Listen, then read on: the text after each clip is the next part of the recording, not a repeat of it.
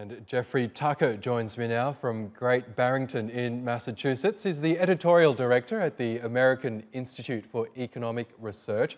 Welcome back to the program. Let's start by looking at Bitcoin's original goal according to its white paper. Now, it says that it's designed to be a purely peer-to-peer version of electronic cash that would allow online payments to be sent directly from one party to another without going through a financial institution. Now, we know there's been a lot of hype around Bitcoin, particularly last year when the value skyrocketed, but I'm wondering, why isn't Bitcoin in the mainstream? Well, there's still a lot of problems in onboarding. I mean, even now, I talk to people all the time, and they hang around, they're Bitcoin groupies, they hang around blockchain meetups, they talk about it all the time, and they'll whisper to me, they'll go, "Hey, can you help me get some Bitcoin? I have no idea how to do this."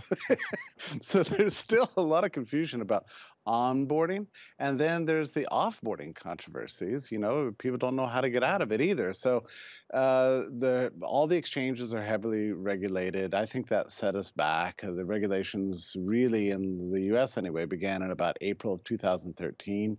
And that set us back. And compliance costs have been very high. So there hasn't been a lot of resources to work on user interfaces, so people get really confused all the time. When you're talking about a peer-to-peer currency, you better get it right, because if you send to the wrong address or just click the wrong button on your phone, it's gone. There's no chargebacks. There's no 800 number you can call to fix it. Peer-to-peer really means that transaction is finally settled the minute you do it. You click that button. So there's advantages to that, but there's also, how should I say, a lot of adjustment that has to take place in consumers' sense of responsibility for having that much control over their own money. So do you think it will ever reach that critical mass whereby we use it just as we would use a credit card, an ATM card, or even things like Apple Pay and other electronic methods of payments? Do you think it will ever reach that point? I don't know if it's going to be a Bitcoin Core as such. We had a huge scaling problem in 2017 that really interrupted the flow of progress with that particular blockchain.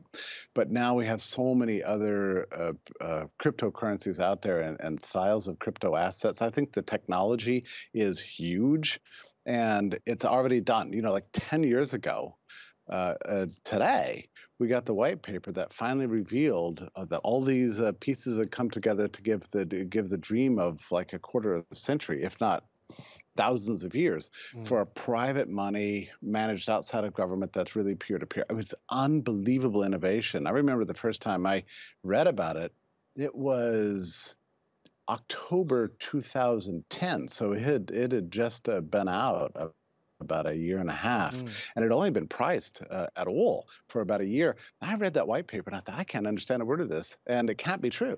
Like, I was incredulous for 3 years until I finally actually experienced it, and I thought, my God, we actually do have a peer-to-peer private currency. And I think that's really the great innovation. It's the peer-to-peer stuff is cool. There's a lot of cool things about it, but the fact that we now have the ability of private markets to produce a money that floats completely independently of any national currency and can work on a global scale.